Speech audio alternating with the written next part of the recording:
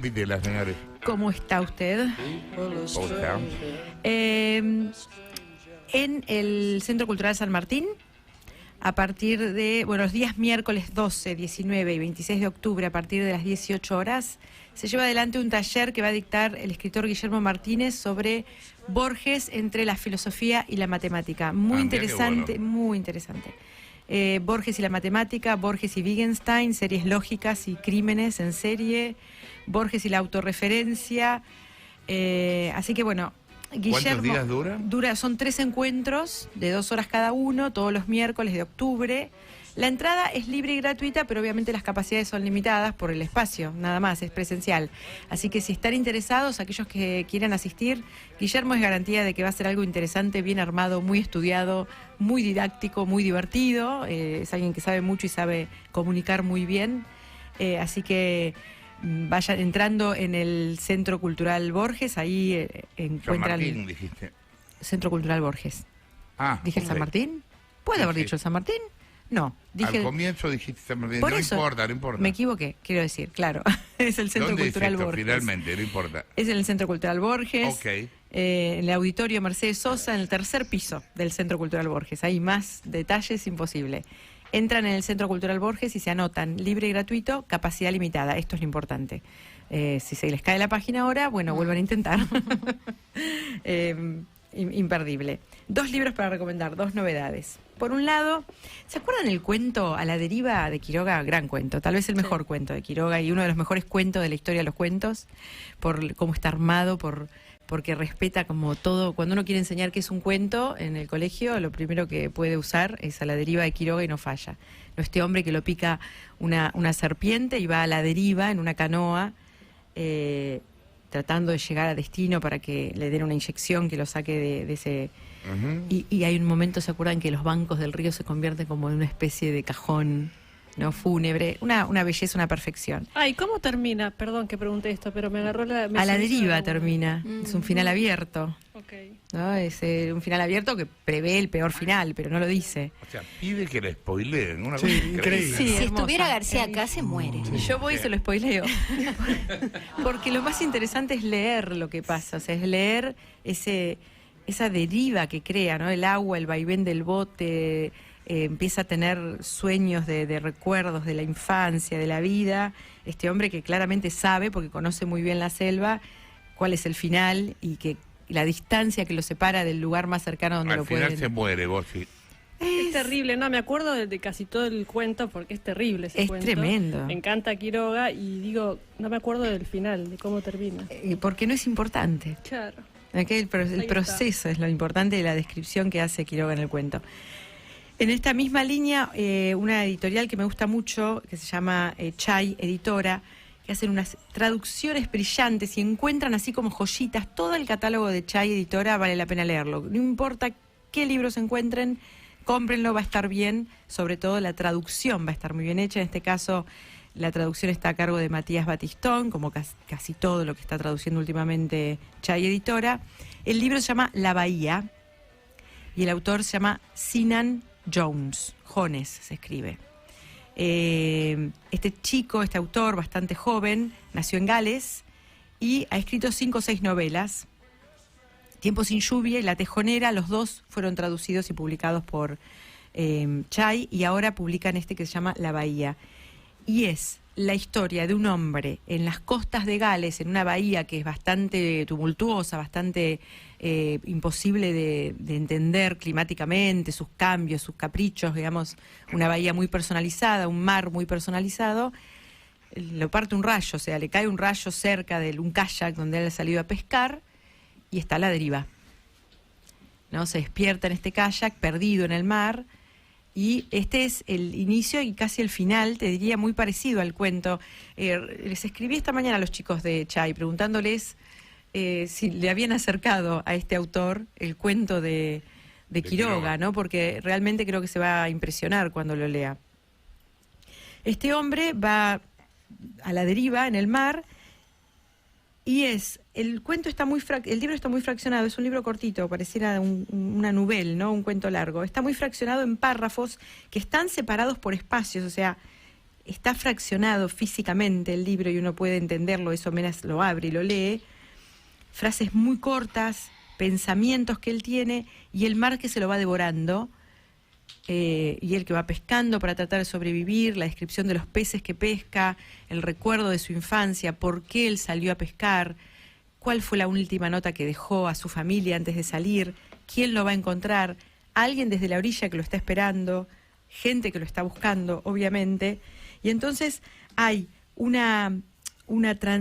transitar de este hombre a la deriva en una bahía que se vuelve como un viaje a Ítaca, ¿no? O sea, como el viaje que recorre toda su vida, es un viaje en el que él tiene tiempo para pensar su vida entera y nosotros vamos transitando con él la poca agua que le queda, lo difícil de pescar animales en un mar que el sol raja la tierra, entonces los peces están muy abajo en ese momento del año y él no tiene cómo pescar, pero todo eso se vuelve una discusión sobre la vida, la muerte, la trascendencia.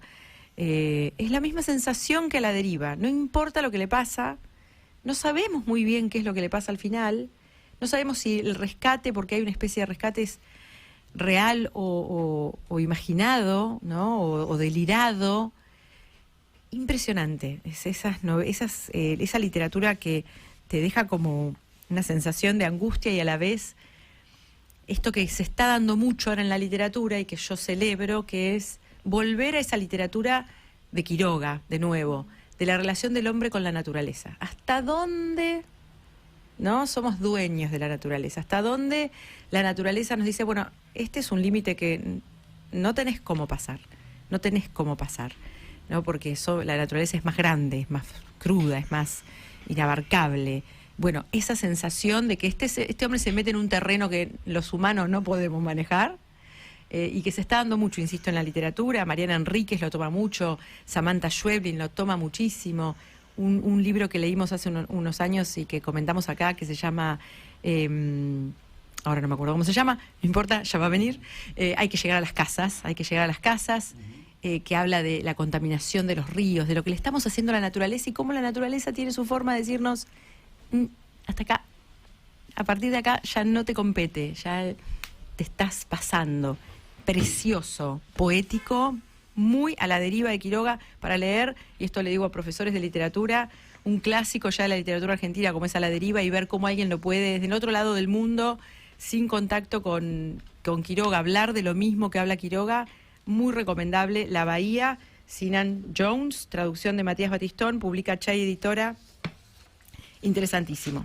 Y un libro que me divirtió, y lo hablamos con Margarita hoy por chat temprano, que a ella también le divirtió muchísimo, muy, muy divertido, desopilante y a la vez muy profundo en el mensaje que tiene, y ahora les voy a contar por qué. Se llama Todo el mundo sabe que tu madre es una bruja, ¿no? Es una novela de una canadiense que se llama Rivka Galchen, y este también lo publica una editorial que a mí me gusta mucho, argentina, que también son buscadores de joyitas, que es Fiordo Editorial. ¿De qué se trata este libro? Es una mujer que se llama Katrina Kelper, que es la madre de un astrónomo Kelper muy famoso que fue uno de los primeros astrónomos, estamos hablando del 1600, que pensó a los planetas, digamos, desde su lugar. Como la Tierra no era el centro del mundo, le costó caro también y dejó muchísimas investigaciones que sirvieron a la base de lo que es hoy la astronomía moderna. Un día está en su casa, esta es una mujer analfabeta, bastante metida, bastante chusma, le gusta meterse en la vida de los vecinos, sabe todo de todo el mundo, y es analfabeta y nosotros nos enteramos de su historia a partir de que ella se la cuenta a un vecino que se llama Simón, que va a ser el que escriba todo lo que ella le pasó. Un día vienen, le golpean a la puerta y le dicen que la está esperando el gobernador, y ella vaya enojada pensando que el gobernador le va a pedir algo para el hijo. Todo esto es inventado por la autora. La persona existió y el astrónomo existió, y ella piensa que este hombre le va a pedir que el hijo le haga, no sé, una carta natal o alguna cosa que tenga que ver con qué suerte va a tener en su gobierno. Y no, cuando llega le dice, mire, acá tenemos un problema, que es que su vecina Úrsula dice que usted es bruja. Y que usted la envenenó y la hechizó, y ahora el marido a ella no la quiere por culpa de algo que usted le dio de beber. Es hermoso. Es hermoso. Y ahí empieza todo un tratado sobre qué fueron las casas de brujas. ¿Y qué son hoy las casas de brujas?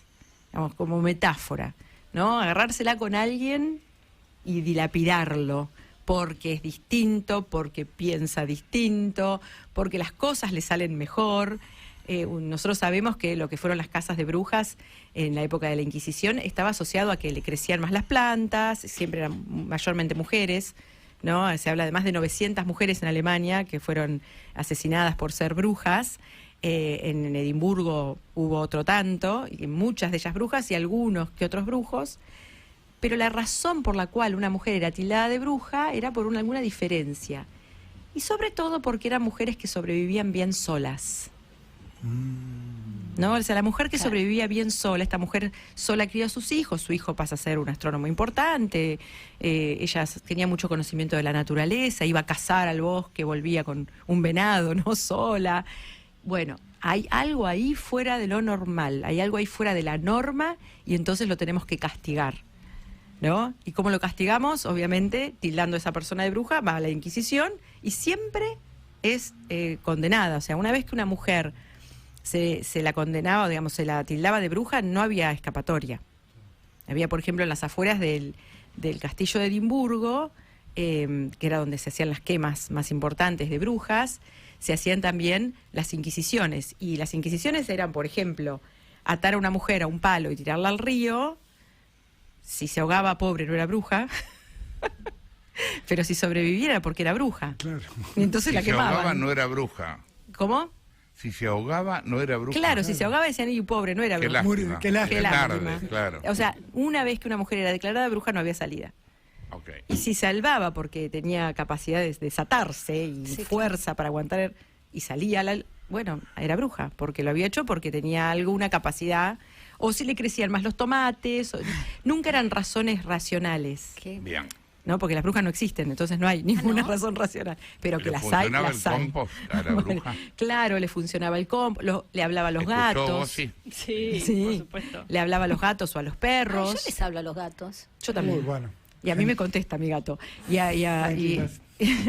A mí y a mis perros Jessie me también. contestan, Ella, todos. le ladran Sí, cuando sí. ella dice, dejan de ladrar cuando ella dice. Bueno, Sí.